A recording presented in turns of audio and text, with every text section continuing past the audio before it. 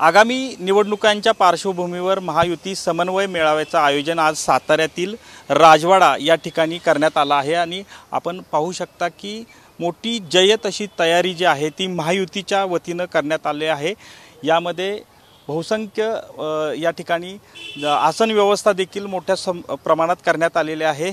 महायुतीचे तीनही पक्ष तसेच घटक पक्ष या ठिकाणी जे नेते आहेत, खासदार यामध्ये मंत्री आहेत, तसेच आमदार असे या ठिकाणी आज या सातारकरांना संबोधित करणार आहेत।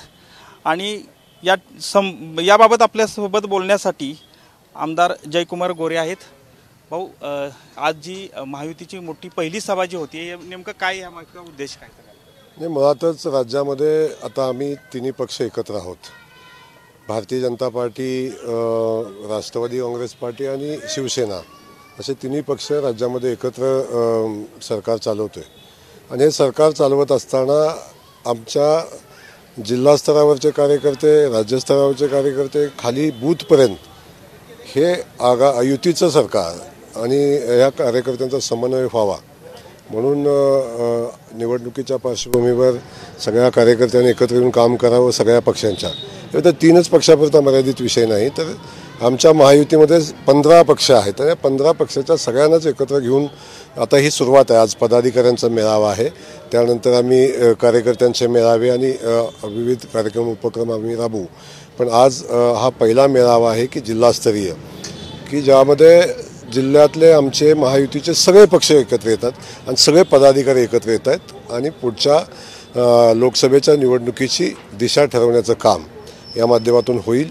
आणि मला वाटतं अशा पद्धतीचे मेळावे हे अख्ख्या राज्यामध्ये होत आहेत। आज जिल्हास्तरीय मेळावा सातारमध्ये होत असताना प्रत्येक जिल्ह्यामध्ये महायुतीचा मेळावा होतोय आणि समन्वय मेळावा आहे। पहिल्यांदा आपण तिन्ही पक्ष एकत्र येतात आणि एकत्र येऊन पदाधिकारी एकत्र येऊन मेळावा घेत आहेत। मला एक सांगा, या समन्वय मेळाव्यामध्ये कोण कोण येणार आहे? काय मंत्री महोदय असतील किंवा खासदार, नेमकं कोण कोण असेल? नाही, मुळात हा समन्वय मेळावा घेत असताना जिल्ह्यातल्या 15 पक्षाच्या सगळ्या प्रमुख नेत्यांनी एकत्र यावं आणि हे एकत्र येत असताना प्रत्येक जिल्ह्याच्या पालकमंत्र्यांनी या मेळाव्याचं लीड करावं अशा पद्धतीची परिस्थिती आहे। पक्षाकडून पण तशा सूचना आहेत आणि भारतीय जनता पक्षाचे सगळेच नेते या ठिकाणी येतील। खास करून उदयन महाराज या ठिकाणी असतील, शिवेंद्र महाराज असतील, मी स्वतः असेन, आमचे भारतीय जनता पक्षाचे सगळे नेते असतील, मकरंद पाटील राष्ट्रवादी काँग्रेस पक्षाकडून असतील, दीपकजी चव्हाण आमदार असतील, रामराजे नाईक निंबाळकर असतील आणि शंभूराजे तर आहेतच आहेत, महेशजी शिंदे आमचे असतील।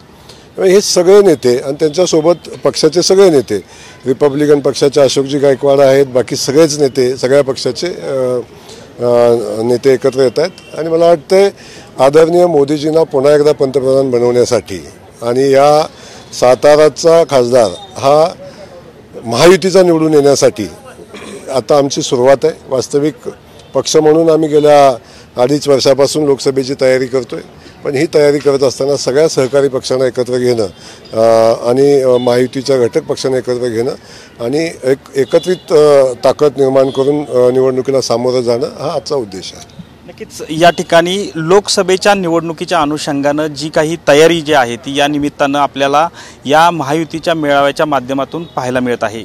कॅमेरामन अभिजित पिसेसह संतोष नालोडे, TV9 मराठी, सातारा।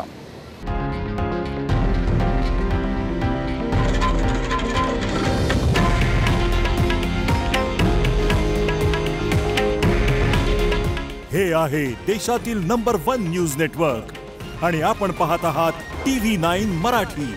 काळजी तुमची, हित महाराष्ट्राचं।